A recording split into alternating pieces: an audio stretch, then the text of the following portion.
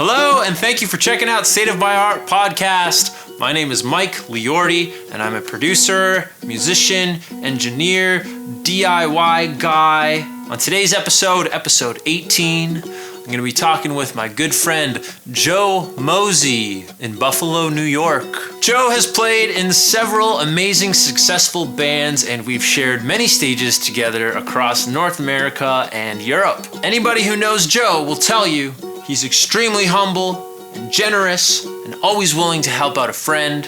And I was lucky to crash at his place during my drive back down here to California. Lately, Joe Mosey has been really developing his production skills at a rapid pace, I might add, making some very intricate, powerful EDM tracks under the name X Mosey X. He had me sing on one of his new tracks called Another Day that should be out within the next couple months, so have an eye for that, as well as all the other great music he's about to drop. All right, let's get to it. My conversation with Joe Mosey happened on December 11th, 2020. Okay, we're really doing it. Welcome to the show, Joe. Thanks for being on. Thanks for having me. What's going on, Mike? How are you? Good. I just got over the border. I'm feeling good. It's a great release of dopamine getting over that border, I'll tell you. I was waiting for like a phone call being like, yeah, dude, I can't come over with my van again. Because anytime, even if it's not even to see me, when you're like, yeah, dude, I'm going to come to the States, whatever, it reminds me of that time where you were trying to rush to go to the NAM. And yep. I just get this message or whatever phone call. You're just like, yeah, man, don't have my carnet, and that was the first time they made me get a carnet. But yeah, Joe to the rescue there. Well, you're like right on the other side of the border, so you're that's when I was living downtown. I was 20 minutes away, so I was just like, not a problem. But you're like, I got to drop off my van at said place, and I'm looking at my GPS, and I'm like, oh shit, I have no clue if you're even going to make this flight, because it was like an hour deep into Canada. Man. So I had to drive an hour to come pick you up. Yeah. And I mean, thank God for the QEW to where like it's like no rules at all. Like however fast you want to go, sure, how many blinkers, you don't need them, just go for it at that point. And then we finally get over the border, or we finally get to the border and we get pulled over. And you remember that one Border Patrol? He was just like, if you have one piece of equipment in this car. Oh, yeah.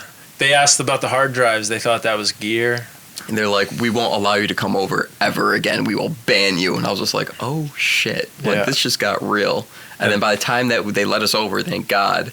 And then by the time that we got to the airport, you had like 15 minutes. 15 minutes. It's on my flight. Like I don't know how you did it. I literally don't know. Because like when you were just like, yeah, man, I got on the plane. I was just like, what did he do? Like, did you have someone call him like a bomb threat to stop the plane for a while? Or I don't even know how you did it. Like when you got to like the luggage part.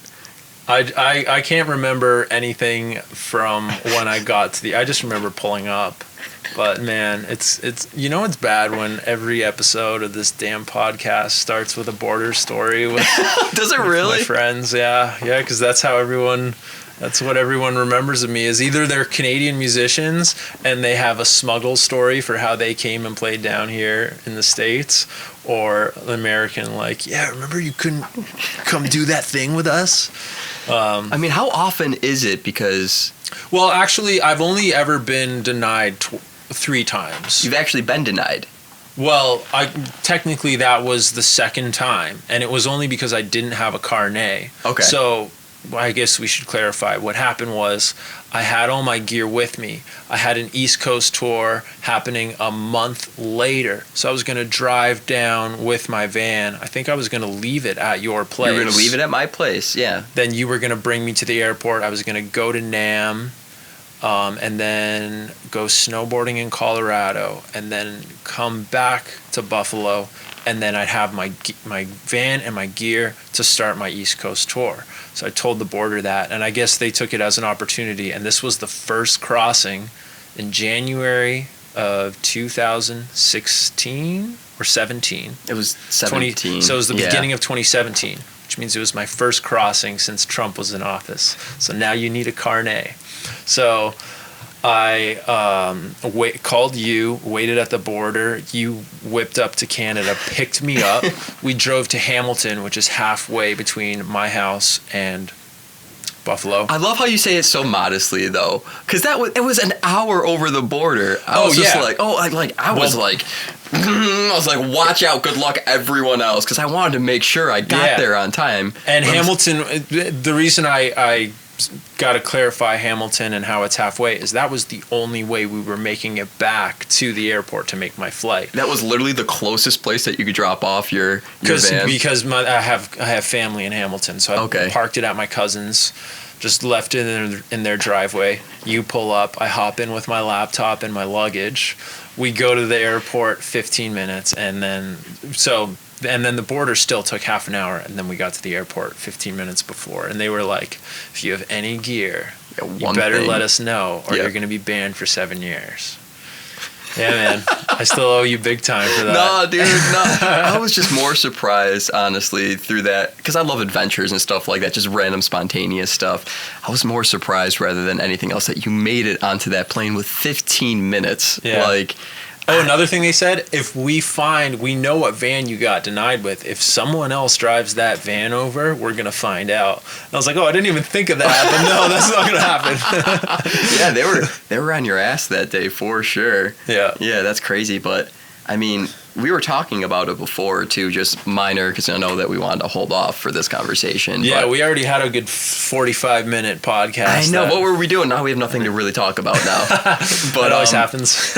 It's incredible to think that, what we were saying before, just because you're touring in a different country, or you're touring even in like a different city, a different state, whatever it may be, you are not like this rock god, like, the judicial system, like taxes, over the border, they make you out to be.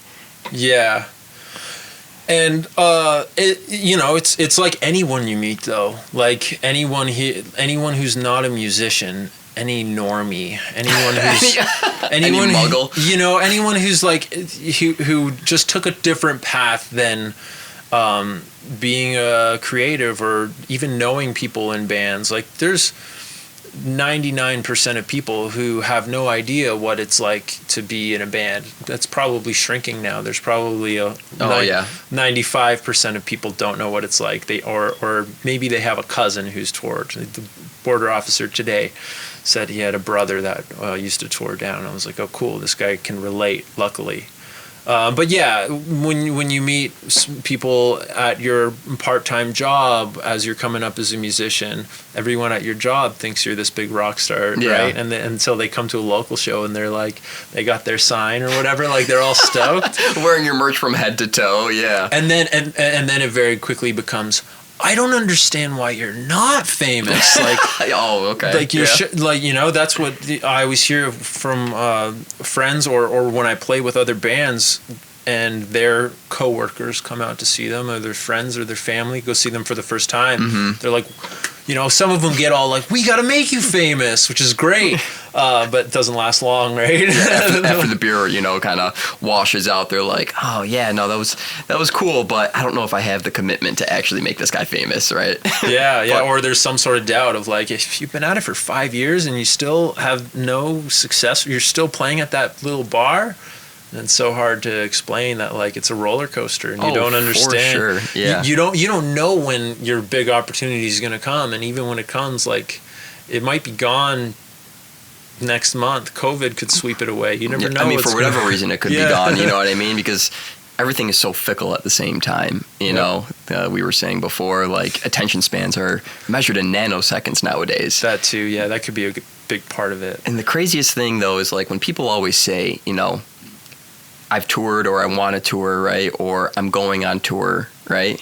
I go, that's amazing, right? No matter what, because that person is really trying to live their dream and pressing themselves to go outside of like playing at your local bar, playing at your local venue, and opening up for an act to where kids are still walking through the door halfway through your set, right? So that's amazing, first of all. But the idea of touring, right? Because I talked to it wasn't too long ago. I was talking to a kid. He was just like, yeah, I'm going to try to tour next year, blah, blah, blah. I have some dates set up for next year. I'm like, that's amazing. I'm like, how long's the tour for? Because, if you need to stay anywhere, I know some people around, the East Coast. Sure. Let me know. And this is where, to each their own for sure. But he said he was going on tour for 4 days. Sure, yeah. And I was just like, and whenever I hear that, man, I'm like, that's awesome. You're traveling, whatever. But It's a start. In my mind, it's like, is that technically a tour? You know what I mean? Yeah, I mean, I hear that all the time. Is like, oh, we're going on tour for 5 days. We're going on tour for the weekend. It's like, yeah, I guess you can't call it a tour.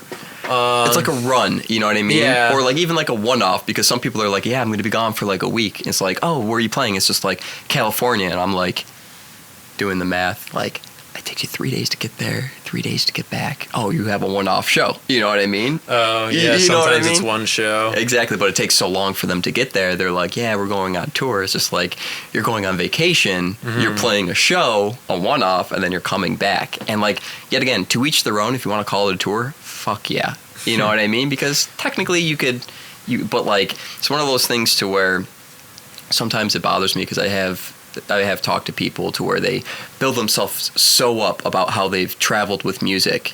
And I go, okay, like that's amazing. You've been to these places. That's super cool. And I love to hear that people still have the drive to still tour, even when they're not on a label or don't have a booking agent or whatever.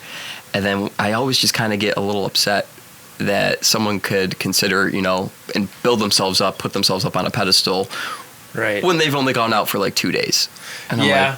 I get it though. Like they kind of need to build that pedestal to go back to what we were just talking about, where it's like you kind of want your normie friends, your family, your coworkers, to get excited about you. You kind of want to make that momentum for them to come to your local show when you get back. Or I don't think that's the reason why a lot of bands and musicians call a 3-day tour a tour, but I mean, if there's any reason you should, it's maybe that, because you want it to look like we're going on tour, we're traveling, and when we get back, we're gonna be tight. Or even if they don't realize that, which is a big fact, is after you go on a 3-4 day tour, the fact that you traveled together and got out, your chemistry when you get on that stage, whether the tour, whether you bickered at each other the whole weekend tour, your chemistry on stage and your musicianship is going to be so much stronger together. So I mean, I've started to kind of embrace the bands who are like, we're going on tour for 3 days, because I'll be like, really? Cool. When's your local show? Because I want to play that. I mean, fair enough. I'll build a tour around your 3-day tour so that I could play your 200 fans in your hometown. Dude, it works for sure. And like I said, to each their own. You know what I mean? Yeah. But there comes a circumstance, and I'm sure, I mean, as a person, dude, I have nothing, even in like the business realm, I have nothing on you specifically when it comes to traveling. Like, I remember the one year you're just like, yeah, man, like I'm doing this tour. And I was just like, oh, that's amazing. Like, where you're going. You're like, well, pretty much everywhere. I'm going to be gone for literally like a year. And I'm like, what the fuck did you just say? Like, well, yeah, they're usually like 4 or 5 months if I want to get all the way to the West Coast, because, I have done so many 3-week, 4-week tours that I can't pass up. I can't think of a small La Crosse, Wisconsin, if I'm going to Fargo for the first time. I haven't even heard of that place. Honestly. That's where my appendix burst. That's 56 stairs. Yeah. Oh my god. It's on the 3rd story, and the stairs are massive. But that's always been insane to me that, like, because, like, I've been used to, like, maybe, like, 2 months, you know what I mean? And then have, like, a day or 2 off or 3 weeks off. Like, you were just, like, living, breathing, like, it became my lifestyle, and, like, I'm not flexing by any means. It's not a competition either. I mean, if anything, I'm kind of embarrassed that it didn't turn into something extremely successful. I thought it was amazing. I enjoyed it. That's all it comes down to. That's what it comes down to. If anything, I probably could have allotted my time more wisely in other avenues of social media. And I mean, it was one guy booking this tour, programming the show, loading in all the gear, and playing the sets and selling the merch. and it was really hard to keep a team going for 10 months of a year where all 10 months we're touring, you know? It's impressive, man. I mean, that's But just I sheer enjoyed it. drive, you know? I remember some of the shows that you would show up like an hour beforehand just because you wanted to make sure that you had your lights set up, that everything was like perfect. Yeah, I usually, like, whatever the venue says is load-in time, I'll be there between an hour and half an hour before, if not to beat rush hour. Yeah, fair enough. Yeah, right. Because, like, I want to make sure that there's usually a couple things to fix. So I'll just line my gear up outside of the door and fix that wheel on the 810 or whatever I need to do. Gotcha. Because I know that it's going to make my load in and load out that much smoother. And, I mean, like I said to Cole, my buddy in West Virginia a few episodes ago, is I've eventually realized that setting up gear and loading in gear is actually the third most fun thing about being in a band. You're a psychopath. Think about it. I did. What else? Every night that I loaded in and loaded out. What else do you do that's more fun than that? Playing. Okay, that's number one for sure. Okay. Getting to meet new people. That's number two for sure. What do you put ahead of setting up gear? Booking tours? I'd rather smash my face inside of a door rather than to admit that I like loading in or loading out. I don't like it, but it is the third most fun thing. Because below that, you have... Running merch? I would rather load gear than run merch. No way, really? And the thing is, running merch is part of playing, too, because it's...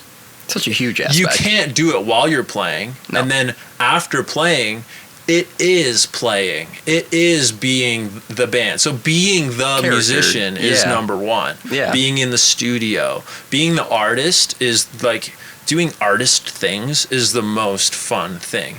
Doing networking things is the second most fun thing. But doing roadie things is more fun than being the driver. I don't want to listen to you. Would you rather drive? Yes. Okay, that's you. I literally just compared it to smashing my own head inside of a doorway. The thing. Loading gear, even for me, will never take more than 2 hours. Driving can take 16 hours. Okay, if you want to compare it, but you were just like, it only takes me 2 hours to unload this 14-foot trailer. Yeah. That was, dude. It sucks, but. Your trailer, I mean, I've had a handful of trailers, you know, driving around with certain bands. Yours was just filled to the brim. Yeah. To the brim, man. And I remember the first time that you opened it up in front of me, I was just like, does he have his whole life here? Like what is all this Every day is moving day with stuff? Rosedale. That was the joke. Every day is moving day. I just had moving day today. It's like everything I own stuffed into a van now. Even I got my hockey gear in there, my golf clubs. At least you don't have the trailer, though. Yeah, no, it was excessive, especially when I would have, like, the guys from Virginia Beach that I had in the band. Brian Zawacki, man, he had, like, basically an 810. It was a 610, but it was bigger than my 810. The refrigerator. In a road case and a rack in a road case, I'm pretty sure, on wheels. So that, you know, was pretty much as big as my rig in there as well. And then his brother Christian had big drum cases, and so that 2013 Warped Tour, we had a drum riser. Like we literally broke the axle. It was $600 to replace the trailer axle. It was bent after. Mind you, we were also like delivering cans for Feed Our Children Now. Like they would have a cage full of cans, and I don't know how heavy that cage was. I didn't know that you actually did that during that. That's amazing. Yeah, it was their idea. I'm not gonna act like I'm this angel. I did it. You could have ran with it. You could have looked like a godlike person. Hey, you know? I'm not gonna lie. I was like, that's a good idea. Yeah, let's do it. But it wasn't my idea. They were like, hey, we're always next to these Feed Our Children Now tent, and they need, sometimes the vehicle to take their donation of cans doesn't show up, and then they don't know what to do. No kidding. So there was like 5 or 6 dates where we rolled that cage up the ramp into the trailer, left our gear with the Feed Our Children Now people, and drove it to Camden, New Jersey. It's nice of you that you did not eat the food. I'll tell you this much, because sometimes we took a can or two, sure. Yeah, if you didn't want to look like an angel now or then, you don't know. No. I mean, it was like totally kosher. Like Kevin Lyman was like, sometimes he would even come and take like a can of beans. I mean, it is what it is, but it always reminds me of. You want to explain the whole entire hotel situation with free food? Oh yeah, no, that's totally. I'm an open book, man. That's what I'm saying. I'm running on like 5 hours sleep. Joe, you're hosting this episode. You ask me whatever you want to ask. You want to hear about the hotel yellow bus, as it's called, and that's the code word. So what we do is we roll up to the hotel. Whoever's in the van, they're usually still sleeping because you have to get there before 9:30 a.m. You have this down to a science, don't you? Hampton ends up until 10 a.m., so I prefer Hampton. But we roll up before 10 a.m. I'll wake everybody up, tell them start getting ready. I'll go in the front door. I'll tell them where their door is. What is this, a heist? Was it Ocean's 11, man? Totally. It's a heist because you can't all walk in the front door together to go get free hotel breakfast. I should be writing this down, shouldn't I? Yeah, man. I should make like a little video tutorial for YouTube. You really should. I watch enough tutorials on how to do things. This is how you get free food for life. As soon as you do it, though, it's going to go viral. And then you're going to be literally like the poster child in every single hotel. They'll have like a picture of just your face. Well, here's the thing. I know a lot of bands that do it, but I've got it down to doing it over 1,000 times and doing it right. I could see like the conviction in your eyes. Like you're like, I've literally timed it to a T at this point. Everybody was nervous the first time. Nobody is nervous the second time. So I go in the front door. Everybody else goes to the emergency exit or the smoking door. I'll tell them where it is, and I'll park the van. Like, we have a trailer, so it looks like we're staying at the hotel. They'll all get dressed. No jackets allowed. So even if it's really cold, we try and park close. Why no jackets? Where are you going to put them? We don't have a hotel room. Who brings their jacket down to continental breakfast? Pajamas are a plus. So they come rolling out in their pajamas of the van to the smoking door. If you smoke, it's great, because now you're having a smoke by the smoking door and you forgot your key. I go through the front on my phone, don't even look at the desk. Go straight to the emergency exit. Sometimes if I feel eyeballs on me, I'll go to the elevator, go up the elevator, and then go down to the emergency exit through the stairs. Because if they see you going to the elevator, they're like, oh, okay, he has a room. He's going to his room. You really thought this out. Yeah, dude. Let them in through the emergency exit, go up the stairs together, go to the elevator, come down as a family down the elevator. Wasn't there one time to where you actually got caught? Yeah, in New Jersey. The guy knew right away, because this is before we had the plan down. This is why I made that plan, is we all just walked in the front door together, and they were like, you guys have a room here? Where are you staying? We were like, oh shit, this didn't work. This was like a long time ago. But since that, I've realized we're never going to get caught this way. So now the hotels are probably going to be in on it, but I feel like, I don't know, with COVID, there's not going to be any more continental breakfast. They'll welcome you in. There's no one at hotels right now. That too, they'll be like, oh, you want to eat our food? I mean, it's going bad anyways. Just come in, In March, my dad came out to San Diego, got a hotel, and so instead of him staying with me, I stayed with him in his hotel. Was there a lot of people there?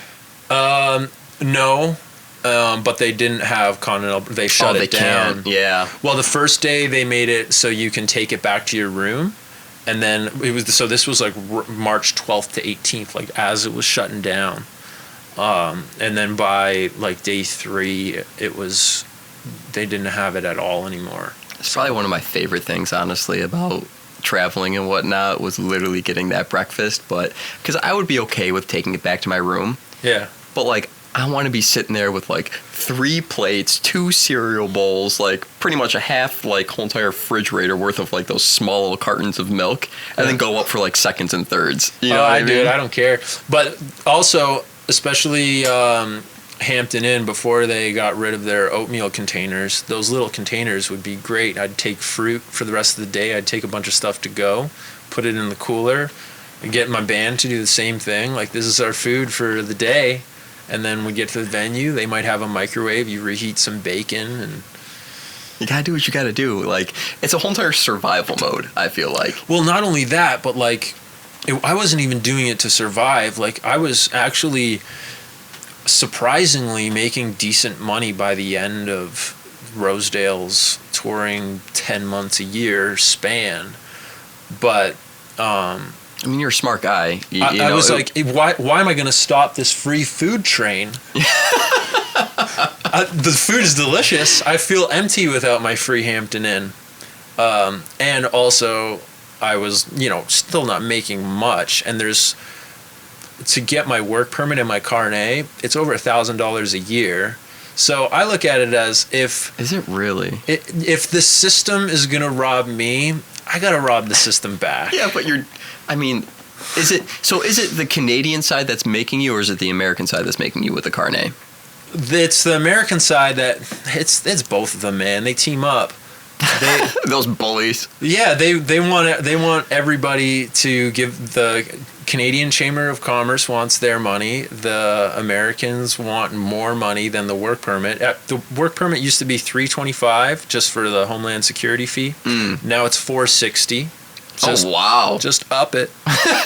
Why not, right? I mean, I try not to complain about the stuff. It is what it is. I've been doing it for 12 years now. May as well, You got to suck it up and you got to keep doing it at some point. You got to suck it up and do it. And there's a lot of things that I'm privileged to not have to buy. So, I mean, I'm lucky that I can get by on that.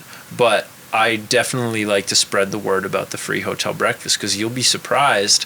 You can easily spend over $100 a week on food in a band. So on our European tour, this is the only time, right, that, because usually the hotels that came with the breakfasts, you know what I mean, especially during that time in Europe. Even the hostels had them, yeah. The hostels had them, like whatnot. But this one time I know we got into this hotel real late. Can't remember where it was.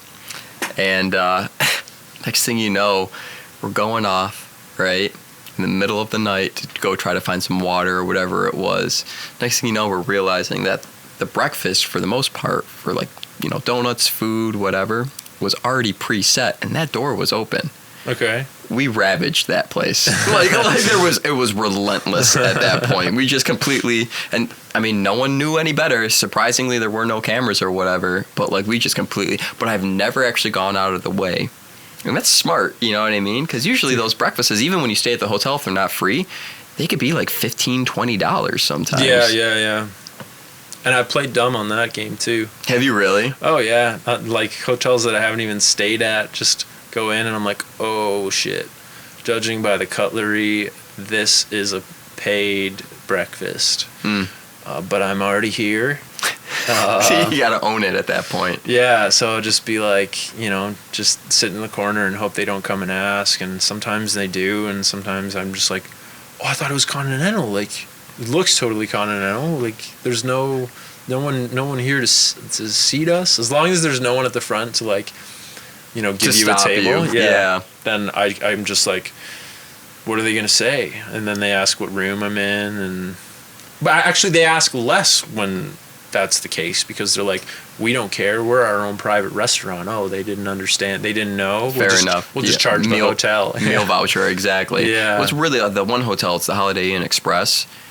Exactly. If you call that night, right, and you get to the counter, if you're nice to the people, they'll usually just give you the breakfast for free. They don't really voucher? care. Oh, I didn't know that. Yeah, I mean, every single time that I've used Holiday Inn Express, if I call that night, I get there, they're like, oh, so what's bringing you in so late, blah, blah, blah. If you're just nice to the people, if you're just not a douchebag. Yeah. And, it's just like, sure. How much is the breakfast? What time is the breakfast? Whatever you want to word it. I stopped in Amarillo, Texas one time with... can't remember who I was with. I think I was with Sebastian in Indiana or something, but we're driving through no man's land, Texas, and you just hit Amarillo, and then you drive a bunch more. So just I'm like, pops out of nowhere. Yeah, I'm like, oh, there's a Holiday Inn on the way. I think it was a regular Holiday Inn, not an express. So it was actual, regular salty Holiday Inn breakfast. And I stopped there, and do you know the band the Arkells? Sounds familiar. I'm bad with names. They're a Canadian band, but they're huge in Canada, and they're doing pretty well nationally. Indie band. Now the keyboardist that they recently acquired at the time, so it was like 2014. This guy named Anthony used to play in Il Scarlet. Do you know that band? That sounds familiar as well. Yet again, there's so many bands out there. They were big in like 2008, 2009, oh, okay. But mostly around Canada. But we played with them a few times, opening for them. And so I recognized Anthony just from local scene. He grew up in Streetsville, which is like 15 minutes from me. So I was like, oh, that's freaking Anthony from Il Scarlet. So I go up to him. I'm like, what are you doing out here in Amarillo? And he's like, oh, I'm on tour with the Arkells now. I'm like, the Arkells are here. So sometimes you end up running into the bands. Wildest people. Yeah. So we sat down and had breakfast with the Arkells.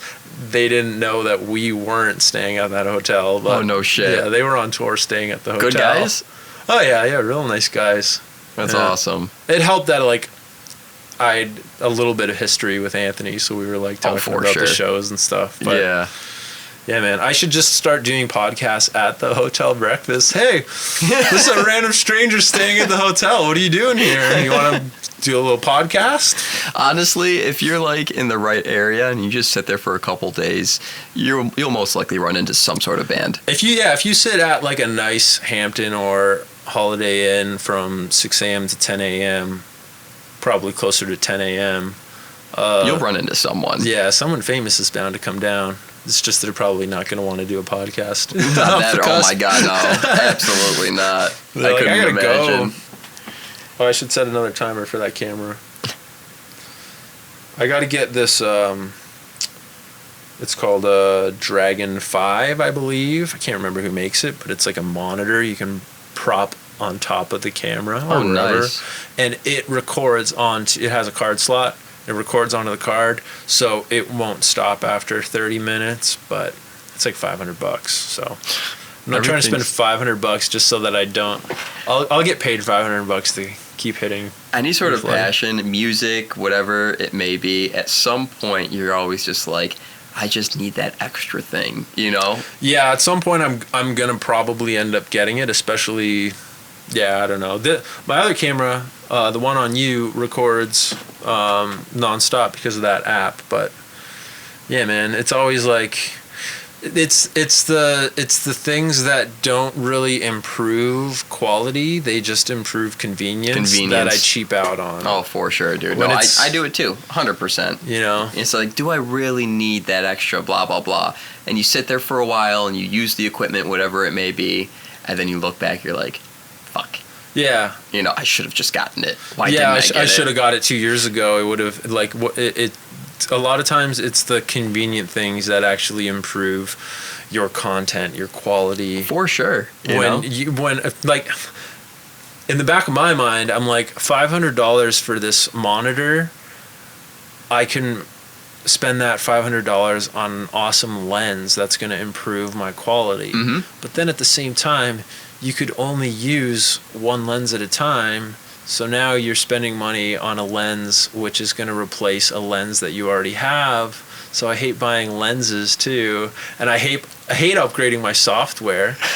Like, I can't believe the generation that we are in as producers, as artists, to have to constantly buy hardware, software. The ports are changing quicker than. I was saying this to Steve Risen the other day, that he comes up again, doesn't he? I don't know how to word this. The consumer's technology used to change pretty quick. You went from vinyls to tapes in the span of 20 years, then tapes to CDs in the span of 10 years-ish, and there was like a gray area for a while. It could be both. And then you went from CDs to streaming, in 5 years, and that's like pretty quick. But on the creator side, it was really slow from tape to from analog to digital. Mm-hmm. There was a big gap there. For sure. But now, from USB to Firewire to Thunderbolt to USB 3 to what's it called now? USB-C or the... You could call it KFC, ABC. I mean... All those different ports force us to spend so much money. It really does. And... In the span of a year and a half. There's really no, in my mind at least, and correct me if I'm wrong, there's really no practical reason for it, you know? And I'm starting to find there's no reason to update. I'm still running like 32-bit, so like everyone's recording on 64-bit now. Yeah. And my plugs, so I just had a hard drive crash last weekend, and it had all my plugs on it. Now, luckily, I have the software for those plugs, so I went to reinstall them. The sample packs for like my pianos and stuff, and the disc 4 was scratched for my Ivory piano pack, so I had to contact the software Synthogy, and they're like, well, you could buy the assets for $20. So I did that. I get the assets and they won't work. Oh, well, now it's all 64-bit and I'm still on 32-bit. So because that hard drive it crashed, forced you to upgrade. I almost did, but there's no way I could, man. I'm still running a Firewire interface. Okay. So say I upgraded to a 64-bit and I upgraded my OS. Now my hardware is not going to recognize the Firewire. So you have to upgrade like a quarter of your stuff at that point. I'd have to buy a new interface. But you know it's inevitable. You have to know it's inevitable. Not really. There's still... Death Cab is still recording on... I can't even remember what that software is called. But like... If it's not broke, don't fix it. And I almost had to because my hard drive crashed. But then they ended up being like, all right, we found the 4 sample packs that you're missing from disc 4. Here they are. So I didn't even need to spend that $20. But that's like going to a store at this point and being like, well, my VHS player is not broken. So, but why don't you have a VHS tape? But that's the consumer side. So that's what I mean is like, it's inevitable. It's okay when it's like you can easily get those movies back on Netflix. So if your VCR breaks, it's fine.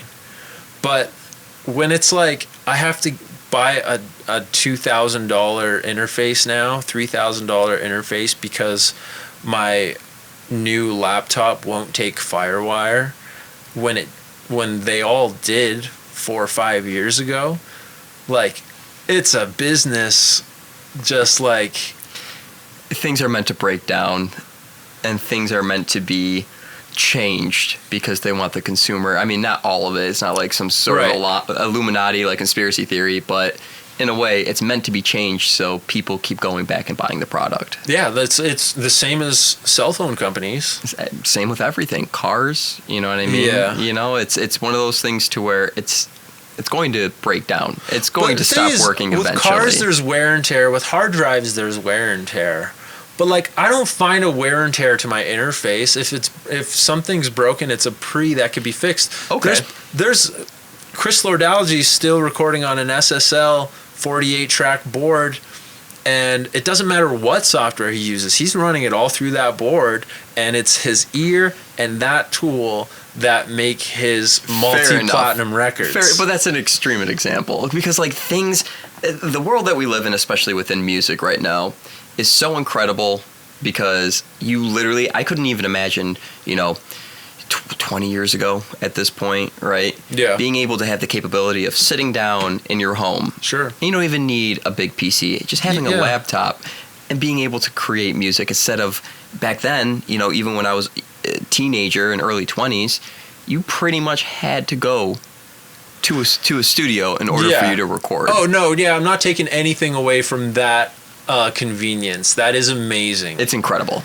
I just wish that they would have released that technology when they had it, because they hold that shit back, and release it systematically so that you have to keep For upgrading. For sure. And just stick to one port. Like, what's going to be the next port after this? Because I don't want to go buy an Apollo with a USB-C or whatever it's called. I'm telling you, that is inevitable. And it's just, you're right. You are absolutely right. There is no reason why, like, a port should change. Right. You know what I mean? There's really not. But you know what? It's going to change. It's going to change. But back to your car analogy, that would be like if they went from, okay, we're no longer making diesel vehicles, we're going to make them all gas, and you have to change. In fact, there's not even going to be gas stations. There's not even going to be diesel at gas stations anymore, which they kind of did. That's kind of, they did. And then it would be like 2 years later being like, yeah, you know that gasoline vehicle you bought? Well, we're going all electric now. But don't worry, save up and get it in 2 years when they're going to be obsolete, and there's going to be only solar powered vehicles. And then once you get that solar powered vehicle, there's going to be only flying vehicles. A year and a half You're later, onto something. You should be selling this to one of these. Like, Ford would go crazy for this right now. But the auto industry is so massive and, I don't know, high demand that they can't get away with, like, look at the electric car. Like, everybody wants that to just happen. But that industry is so huge and so powerful and greasy that they can be like, no, the electric vehicle's not going to be the new standard for at least 10 more years. It's so expensive to also get an electric vehicle. Like, it's amazing. Right. Look at Teslas. I mean, even they have, like, affordable cars, right? But at the same time, you have one thing going wrong with that vehicle, it's costing you an arm and a leg. Well, I mean, we can continue down this rabbit hole analogy and say that. How do we go from music?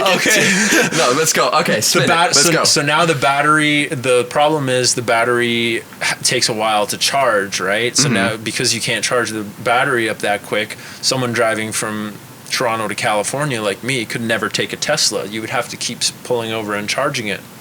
Okay, there's things wrong with the new interfaces. Now, if you get, when I got my interface, I think it was the Digi 03 when it first came out. Oh, wow. Paid full price for that thing. It was like $1,300. Yeah, now it's like $13. Exactly.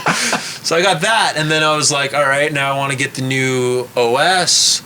And then Pro Tools 9, and I'm gonna have everything new. I should be good for a while. Kid, huh? So yeah, that's why I'm really complaining. So I get the new OS. Oh, this OS is not compatible with Pro Tools 9 yet. They haven't shook hands yet. So now it's like, now I'm 2 ahead. So it's like getting an electric car. You're told that this is gonna help the environment. It's gonna make your life better, and it's a beauty to drive. Probably true, but there's that problem they haven't fixed yet where they can't charge quick enough. So I would still get a Tesla. I don't even care. I like to buy things a half a generation after they came out. I mean, fair enough. Me too. You know what I mean? The problem is the generations of audio recording, I digress, are a year and a half generations, and that is too damn quick. That's super true. I mean, do you still use Pro Tools as a DAW? I'm still on Pro Tools 9, 32-bit. You're okay, as long as it's 9, because the upgraded versions, and I mean, I use Ableton, right? Okay. Ableton's a solid, right? Yeah, I love it. It's good. I run my live show off of it. That's what most people actually do it from if you don't actually produce off of Ableton. But Pro Tools within the last, 5 years, what have they really done? I don't know, man. I don't even follow. I don't follow. I have very minor. I have upgrades. my system. I know how to do it. I'm still not good at mixing. I'm never going to get good at mixing anytime soon because that is an ear thing. But the plugs I have and the way that Pro Tools works for me, I'm not going to waste the time that I could be making more music by learning how to run a new software and struggling with that. It's just going to demotivate me too to not want to even. That's understandable. Work on music. I get you, but at the same time, I've worked with Pro Tools, Ableton, Reaper, even Cubase and stuff like that. The upgrades do come with user friendliness, you know. Yeah, and I've worked with Logic, and I tried to go from Pro Tools to Logic. Yeah, but it was man, I can't edit the wave as easily. I can't go into playlists. There's minor things for sure, which Logic and Pro Tools they're on the opposite sides of the spectrum. You can't really scroll in, and you can't really edit and stuff like that properly. You know, certain cuts become My literally workflow so was off. tedious. No matter how long I was in it, I Yeah. just didn't learn on that. I don't know. I tried learning from Logic. I think that was like one of my first, that or Cubase, one of those two. Yeah. And it's simple enough to where it gave me the confidence to continue to try to record things myself. But as I started learning how other people record and how they produce, right, I go, oh, this doesn't sound right for whatever reason. Like if it's like a fade or if it was certain cuts, you know what I mean, or something simple. And that's where it started really failing me, where I was just like, it is so tedious to go in and do certain things with, you know, Fruity Loops, Ableton, not Ableton, sorry, Fruity Loops, Logic, those types of things, to where it just completely deters me. But then I look at Pro Tools, and they've been like the leaders for so long when it comes to DAW programs, right? As soon as you think of like recording studio, most people nowadays associate it with Pro Tools. Right.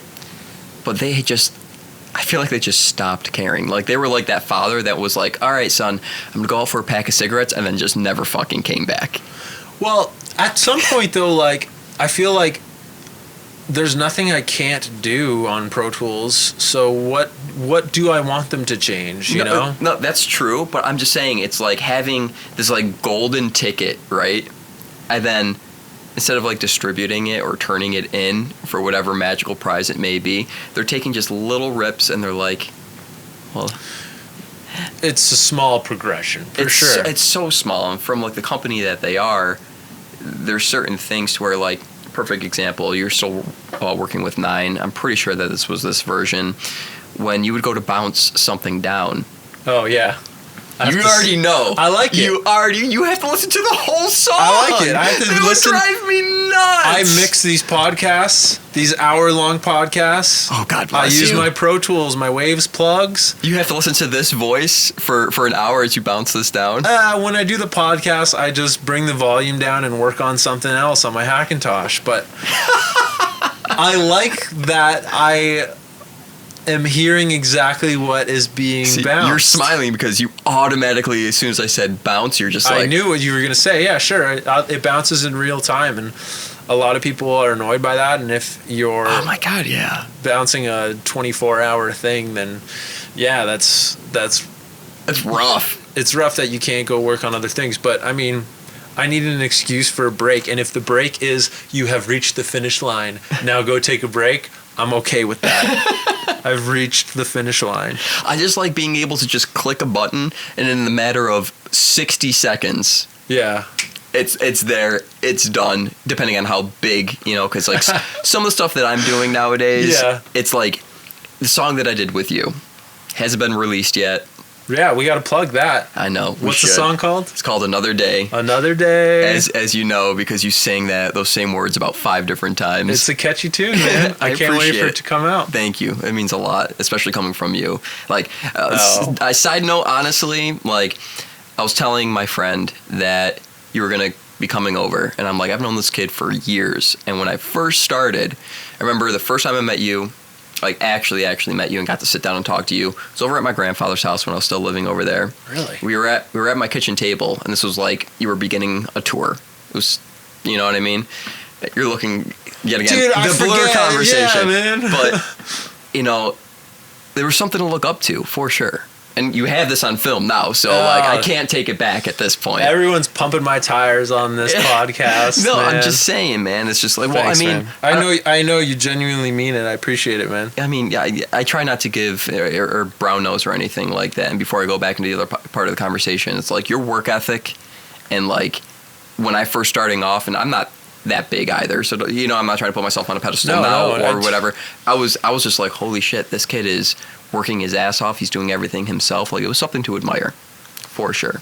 Thanks, man. That's just all I've known. No one's ever stepped in and been like, let's make you some superstar. And I enjoy doing it. I don't really find it work ethic. In fact, my high school teachers would say the opposite. I had terrible work ethic. I mean, honestly, me too. I like graduated with like a C average in high school, but then like when I went to college, like the last time I went, I was in 2 different colleges, right? And I got a 3.5 in one and a 4.0 in the other. So like, I don't know. If it's something you enjoy, That's what it comes down to. It's not work. Yeah. It's not. And I learned that honestly from traveling around, because coming from, this state, and I'm sure you can understand because your area is very, very nice too.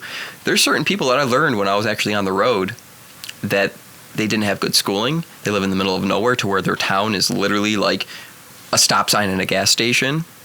Their version of actually friendship or whatnot, they might not be like the best looking guy or whatever, or have like the best personality because maybe social anxiety, whatever it may be. Sure. But like, it's crazy to think that, that's all that they have is like this interactive world through like the internet, and then maybe going to shows and like coinciding that, you know what I mean, of just being able to be themselves. Whatever their niche, whatever their little thing is. Yeah. So before I go into that whole entire thing, the song and whatnot, when I'm running like my tracks, because I'm an insane person, right? So I'll do everything, and then I have my buddy that also helps me kind of make sure certain things are missing, make sure that things are, done to a certain standard. Yeah. You told me you had a buddy that he goes by Penchan. His name's Taylor. Real good guy, amazing producer, whatever. That's awesome. But he takes my idea and it goes from, this level to just that much. You know what I mean? And that's what I need, But some of the tracks, like the one that we did, it was over 90 tracks that were put together to form one long song. It's not all working at the same time, obviously. Otherwise, it would just be, your head would explode, or I would give people a brain tumor at that point. No, sure, but that's what's creating the dynamics, is the ebb and flow of those 90 tracks. It's like, it takes me like 3 weeks at minimal before I even start doing mixing and mastering. And I send out my mastering for some people, but like the mixing of it that's like a week in itself sometimes, and then you go back, you go, sure, this could sound better. But the availability of just being able to just click it afterwards, and just being like done, compared to you're over here and it's just like blasting you in your face for like the next 3.5 minutes. Well, you can turn it down, but honestly, stop. I like feeling like, okay, I'm done, and especially if it's something that I'm really like wanting to be perfect. I'll enjoy that 3.5 minutes of final playback as it's bouncing, and the option to be like, command period, I didn't like how loud that violin one was. Gotta fix that, and then I can rebounce it. So it's one last glance, and the thing also, there's two more things I like about it. I can't see the timeline and the faders as it's happening, so you get that benefit of don't watch, listen. You have to only listen. And when I do an Ableton bounce and it's like done, I feel like shit. Now I gotta keep working. I like that break, and I feel like when I'm exporting, do you believe yourself right now? Yes, honestly. as I bounce these things, I think of this stuff as I'm like, you know what? I like my because you know what? school. You're thinking of these things because you know that every single person that knows anything about a DAW program is going to be saying these exact words that I'm saying to you, and you're like, I gotta get the story down as to why I like it. Hey, there's some boomers that are gonna watch this and be like, I know what he's talking about. I agree with him. Yeah, I've got an old man mentality for sure. If you just used an updated version, I feel like you wouldn't be able to go back afterwards. Well, sometimes, so the band that I'm in San Diego, Mainsail, the drummer has Pro Tools 12 or whatever they're on now. He's paying the subscription. Another I'm never paying a subscription. I would never pay a subscription for a DAW. That's where I stop. I do it for auto-tune. That's the only thing that I use for subscription. A subscription? Interesting. Yeah. Well, I'm still even using like Melodyne 2 or 3. See, I got Melodyne 4 as well, and I honestly didn't like it. Really? As much as I liked auto-tune. I learned on that. I'm a whiz with it. I know how to do anything I need to do on it. Fair.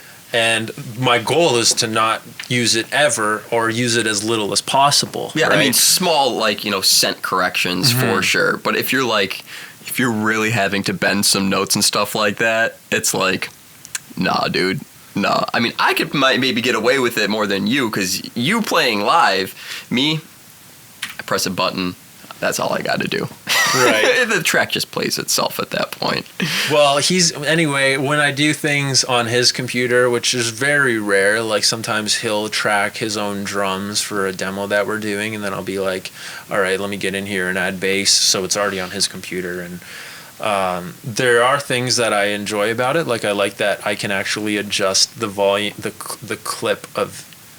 clip gain for each clip. It's a magical thing, isn't it? That's nice. I mean, I can do that. That's why I would definitely use Ableton for my live stuff, because I'm adjusting stems and cutting stems, and I can access each clip. It's so diverse. My session is like literally 4 hours long, which I could never get away with that on Pro Tools.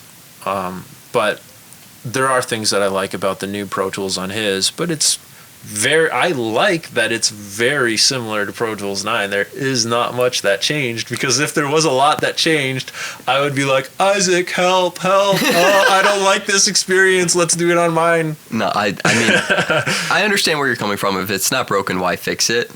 Right. I feel like Pro Tools is a DAW for the guys, the old dogs who can't learn new tricks.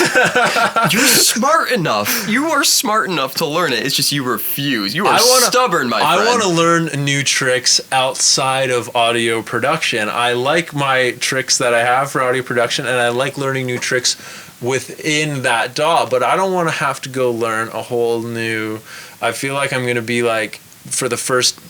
I don't know, 2-3 years, maybe forever, be like, man, it was better on Pro Tools 9. That would be such a bad regret. Fair enough. But I mean, for everyone that I know that has stuck with Pro Tools, at this point when they start really slowing down with certain production things, everyone that I know changed or hates it at this point, especially the subscription thing. Yeah, the subscription thing's got to change. That's when you know you're just like, okay, some shit's fucking going down right now. It's because at the same time, where Ableton was, where Cubase, Reaper, even Logic, where they were 5, 7, 8 years ago, is so dramatically different. If you look at the DAW programs now, I mean, some of them do the exact same thing as Pro Tools, and they're literally half the price. If not, they do more things than Pro Tools. I believe that for sure. But for me to get on there and learn it... Oh, that's the major thing. Because I feel like that's the reason they're like, we don't have to do anything anymore because everyone is just so used to using us. Yeah. We don't have to do anything. And we'll put a subscription, and then they're going to have to keep paying for it. Oh, that's the worst. But they probably feel like if we change too much, then people are going to be like... I don't even know how to... I'm just going to stick with my old Pro Tools over here. I mean, yeah. It's a fine line for Pro Tools because they got so many people that know how to use that, whereas everyone else is like, I want to do things this way, and, this makes more sense starting a DAW from scratch. I'm not going to lie, when I was using Pro Tools, Logic and stuff like that, when I finally got onto Ableton, I was intimidated. You've used Ableton. I've done some producing in Ableton too. There's so much stuff that it almost is like. You ever used like an Axe Effects? Yeah, I have the two. Amazing. I'm jealous, but I'm not going to yell at you because of that, bastard. But it's almost like overwhelming with how much stuff you can do. For sure. And that's how some people actually stop using Ableton when it's recommended to them or if they stumble across it. Yeah. And they go to Pro Tools, they go to Logic, they go to Reaper, they go to Cubase, they go to every other one, Studio One. You know what I mean? It's because sometimes having that much at your fingertips is overwhelming and people don't want to use it as much. Well, here's what's interesting about that is I have hit some limits with Ableton because I got the upgrade so that I could use DMXs is I think why I got the upgrade right before we went on that Europe tour. Really? We got DMXs for our light show so that I didn't have to bring my board, which I have no regrets. That's awesome. And it's worth going to 64-bit. But when I went to 64-bit, all my Waves plugs are 32-bit, and I'm not about to buy those again. Fair. So I had to install Ableton, I think I'm on 9, in my other user, move all my Waves plugs to my external hard drive, which just recently crashed. You're still hurting over it, aren't you? Yeah, even though I got everything back. And now I have to log into that user every time. just so that I can use my DMX's plug, or maybe.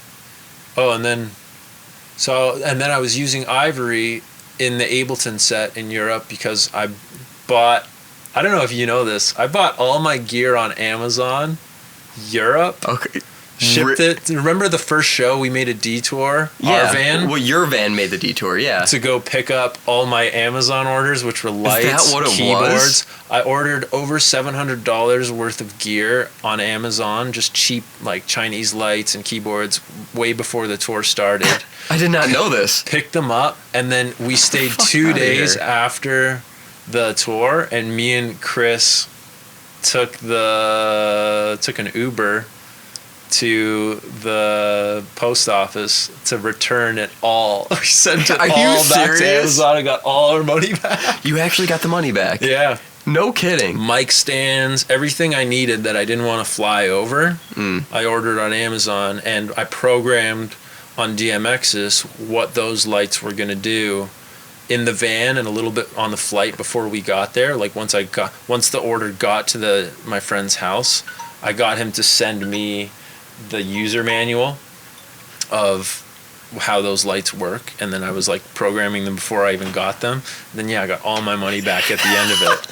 So I mean, I had to get the new Ableton to do that. I don't know if I needed to, but I ended up getting it before the tour, and I remember I had no clue. Yeah, like a lot of wasted hours that we could have been rehearsing, me and Time and Distance, but I was busy trying to figure out my Ableton situation. Your show was awesome. Remember Wrexingham? We were talking about that earlier. Wrexingham, yeah. I Remember when Wrexingham. you guys went to take the stage and during your sound check kept blowing the power? Mm-hmm. You bastards. Remember just sitting And everyone thought it was me. Yeah, everyone did think it was you. And who was it? It was Greg. It was Greg's tube pedal. It was a single little pedal that was blowing the whole entire stage. And everyone's coming up to me like, just play with no tracks. Just turn. I'm like, it's not just I thought tracks. it was the lights. It's running my lights and it's running my keyboard. I can't just turn off. It's not Ableton anyway. And everyone's like, look at this dick, this Canadian dick. I'm like, I'm just telling you that is not me. I did not call you. I just literally thought. No, like even the crowd was like, come on, because they're all drunk and rowdy, spilling their damn beers all over my merch. Dude, I still have a scar. It's on my forearm, what I was saying before. I just remember that show was so much fun. That was a great night. That was a great night. Just the vibe, the kids, everyone was just super into it.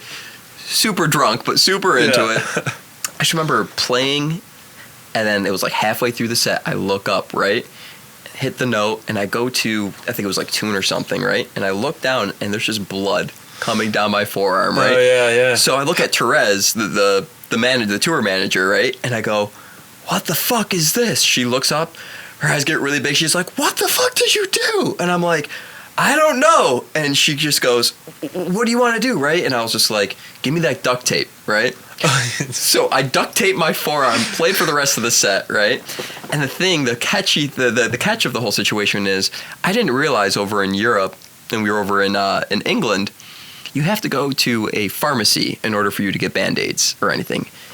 I mean, God bless the United States. We can go to a gas station, right, and you can have a whole entire feast and everything waiting at your fingertips. Yeah, I didn't realize that. So, we didn't stop at a pharmacy because we were playing every single night, and our driver, a great guy, but he needed to get his job done, so it wasn't like extra stops. So for the next 3 days until it started scabbing over, I was duct taping my arm every single night. You couldn't at least put like a napkin under the duct tape? We didn't have time to stop for a napkin. Who could get napkins? I mean, I probably could have gotten napkins, but like, there's a little punk rock side of me is just like, I'll just duct tape it. If it gets infected, it'll just look cooler. Thank God it didn't get infected. Man, that tour, we can wrap it up with like, that was like the most rushed I've ever felt on a tour, and I wasn't even driving.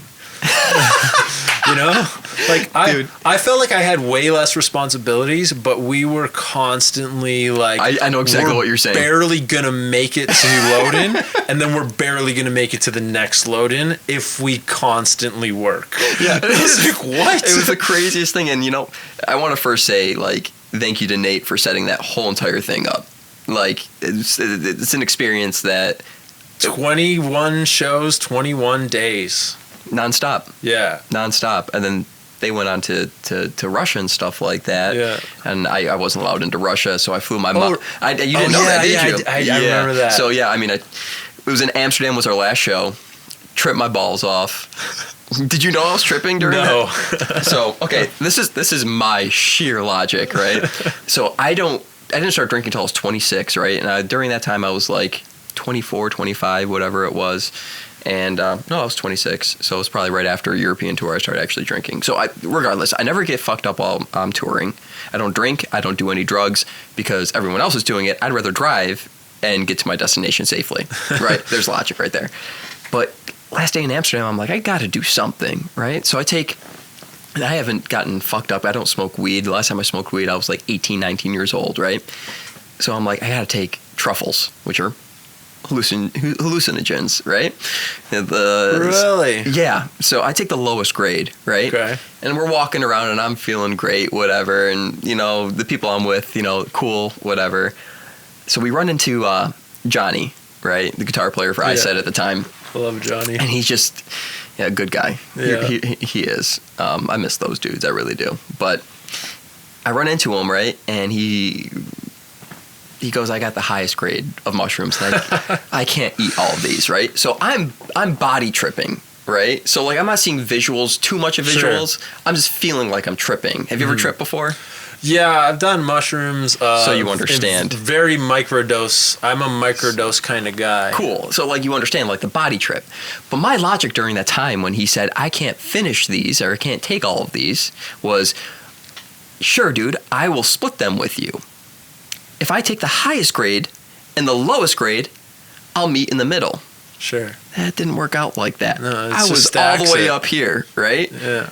I was tripping that whole entire time in Amsterdam. I mean, the one story that was probably the most fun day of walking around and just really was playing for an empty room. It was, yeah. The last day it was brutal for sure, but like that was besides it being cold because there was other places like that were beautiful, but we were freezing our asses off walking around. Yeah.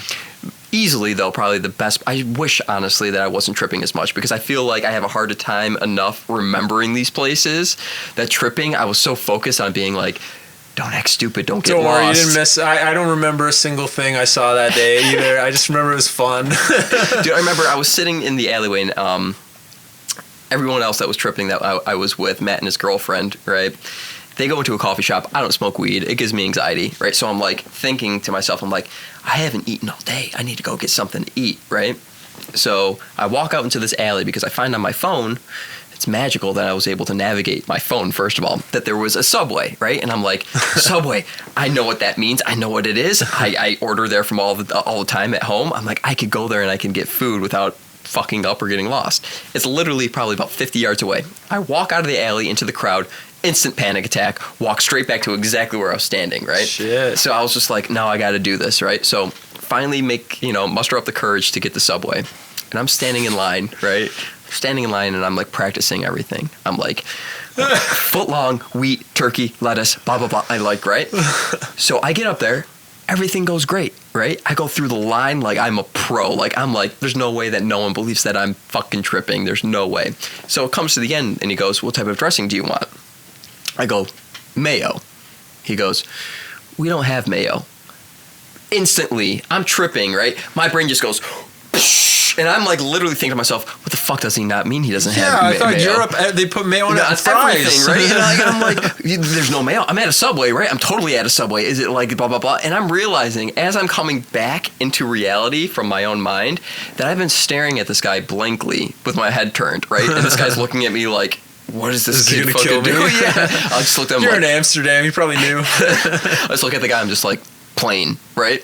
So I can't eat the whole entire stuff because have you ever tried eating while you're tripping? Oh. No. it's hard. Like, it feels weird just chewing everything and just realizing this is what I need to do to survive, is like to just mush this food into my system and then just feel everything sliding down. So I ate half the sub, and for like half of the rest of the day, I'm walking around with a sub in my hand, right? So I finally get to Johnny. He's just like, dude, what are you doing with that sub? I'm like, I don't want to fucking talk about it. I just shove it in his hand. He's just like, sick, dude. I was super hungry anyways. It was just like perfect. Like fucking. Oh, that's good. But that tour was an incredible experience. You know what I mean? There was definitely some parts that were some hard times. It was a grind, and it was a lot of. We were sharing a van with complete strangers. I was thinking of that when you were said the van. I was just like, I am so thankful and lucky that. I mean, you guys were literally like on top of each other like animals. There was 9 of us, and we were all over 6'2".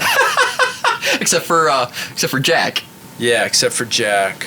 Jack's maybe 5'8", but still, like, and the nights were so cold, and we had to, like, for some reason the rest stops you could only sit there for an hour and a half, and most nights we were sleeping in the van, and yeah, I just remember just being like, I'm gonna sleep when they all go check out Venice, and I get a van to myself to just sprawl out. I mean, you're lanky, so I couldn't even imagine, because you're right. I didn't even think of it. Even on top of that, there was only one person that was probably under 6 foot.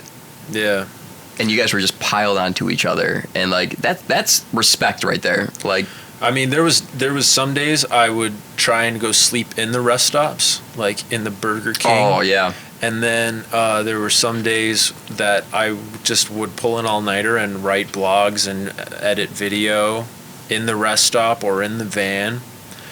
And then I'd sleep during the day, and everyone would always be like, man, you're such a downer. Like, why don't you come hang out with us during the day and walk around, mate? And I was like... I didn't sleep accent. At all last night. I love those dudes, though. They were so great. Yeah, they were so kind to me, you know. And I sometimes very seldomly will actually be able to talk to them, you know. And it was such an incredible experience. There's so many stories that I remember specifically from that tour compared to like U.S. tours. You know what I mean?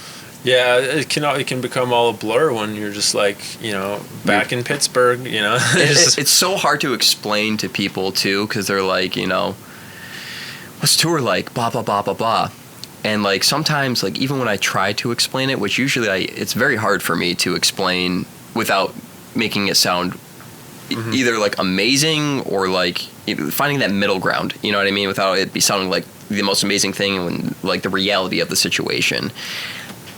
But it's hard enough to remember like certain stories without like, if you ever had someone like been like, hey, remember when we were on tour and blah blah blah happened? And yeah, you're like, yeah, all the time. I don't even remember. Yeah, just nothing. And it comes with the saying you should never meet your heroes, because I remember I used to, you know, hang out with Boys Like Girls and Metro Station and all these bands that I grew up liking.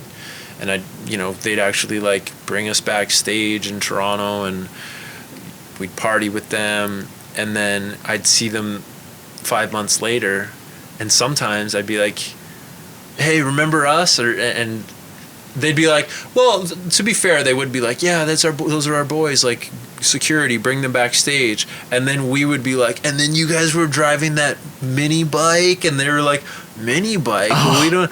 And I'd be like, how don't they remember any? Were they that fucked up? And no, they weren't, but and now I understand. Yeah, now, I completely understand. Now when people too. Tell me what I said or what I did, I'm like, I don't remember. Yeah. This is becoming a reoccurring thing on the podcast now, where... Is it really? Well, I was at my buddy Mikey York was over, and we were going over things, and I was like, oh yeah, that part of my life I just totally forgot. But now that you bring it up, I know that it happened. The specifics, couldn't remember them. Yeah, dude, no, I hear you. Sometimes it's even like one of those stories to where like, it's like, how did I forget, like, blah, blah, blah happened? Mm-hmm. You know, like, something crazy happened, blah, blah, blah. And it's almost like I'm, like, repressing it. You know what I mean? Yeah. You know, and it's why it sometimes makes it really hard for me to explain to people, like, what tour is actually like. Right. You know? It's like it depends what day you ask me. Yeah, because like and you do have like the meat of it, right? Is literally traveling. You know what I mean? Yeah, you're a traveling gypsy. Yeah, I mean, it's really what it is. It's like by the time that you get to the city, you're either one of two things. You're either just way too tired, and after you do sound check, you want to sleep up until maybe about a couple hours before you have to go play, or you're just excited to be there because whatever the city or the friends that you know there, blah blah blah, and you're just hyped up. Right, yeah. And that in between stage where you're just traveling for 4, 6, 8, 15. 32. I think the longest that I spent was, I think it was like about 30 hours, and that's because there was a hurricane. And oh, damn. Dude, I think everyone at some point has like a story on the road where they're just like, I was convinced I was going to die that time. Yeah, you got faced with Mother Nature like to a new extreme. We were going down, this was when I was with ISEP, we were going from Buffalo, right? And where I got picked up was Buffalo. They drove from Rochester, right? Buffalo down to, it was like Dallas, Texas. I think it was Dallas. And regardless, it was somewhere in Texas. So it was me and Nate that were driving. And about, I would say like 10, 12, 13 hours, whatever. When we switched off, we were over in St. Louis, right? Because we had to go pick up merch before we started that whole entire tour, right? Okay. And it was going to be this big show, like a show that you couldn't miss. It was called Unsilent Night. So it was like, Motionless in White. Oh, damn. It was, the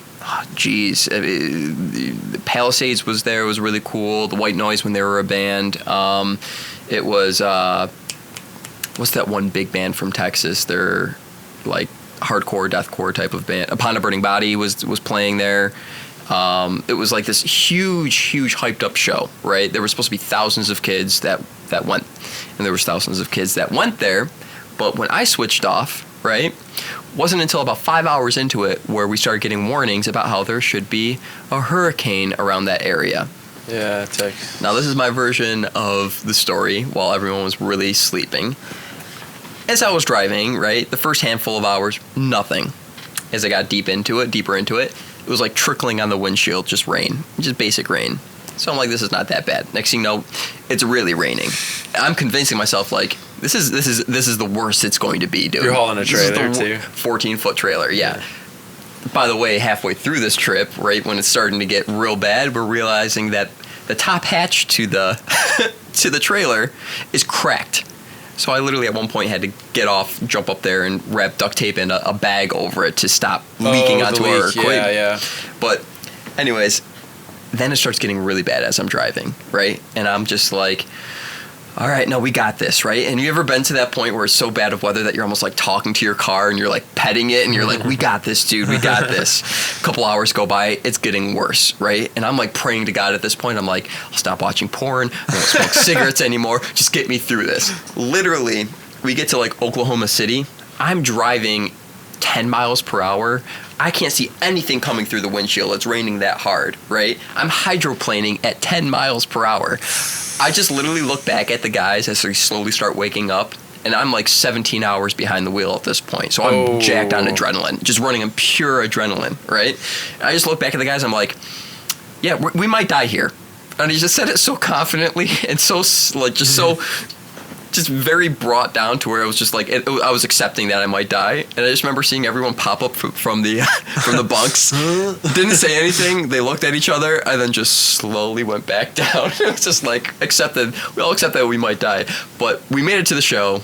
Nice. It was an interesting. I had a blast. I mean, it was probably one of the biggest crowds I've ever played in front of. You know what I mean? And getting to play and see those big ass bands, you know what I mean, from like that point of view, and to meet some of those guys too, that was so much fun.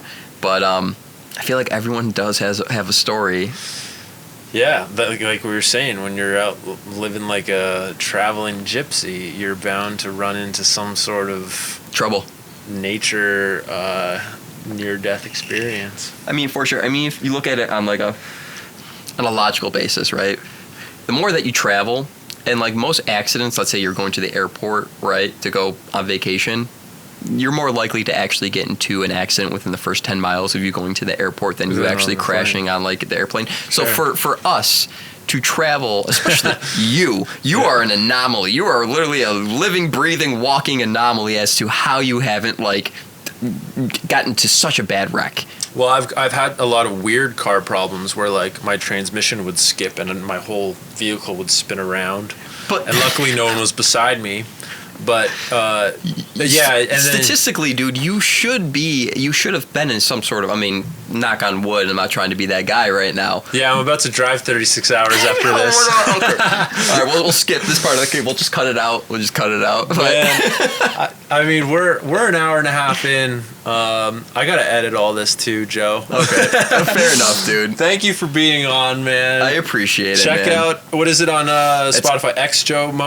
Mosey X. Yeah, it's gonna be released soon. Right now, I don't have anything out. It's gonna be probably another few weeks. Nothing. So basically, because I have, I got accepted into a label that's a startup from a guy that I know. He's also been my manager. Then I have my PR agent as well. Cool. Great people, great team that's behind me.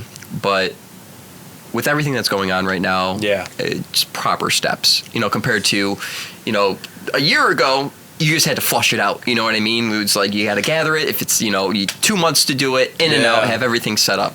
So with the way that everything's going, pumping the brakes now. A lot of bands pumping the brakes too. And I'm in no rush. I don't have, but at the same time, the stuff that I have that's going to be coming out.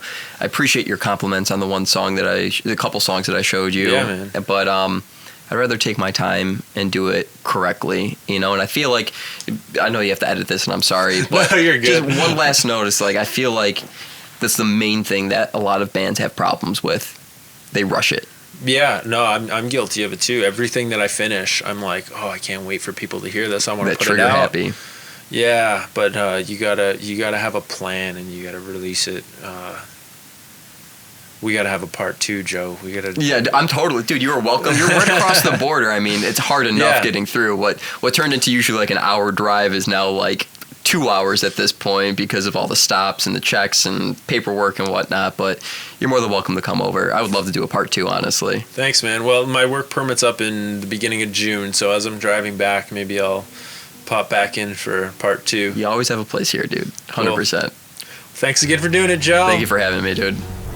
Joe Mosey, ladies and gentlemen. That was a really fun conversation for me. I know it was for Joe as well, and I hope it was for you. Sorry if you didn't understand all of the audio engineering debate we had going there, but I will admit, ironically, it did suck having to wait 2.5 hours to render out our individual voices in real time on my Pro Tools 9.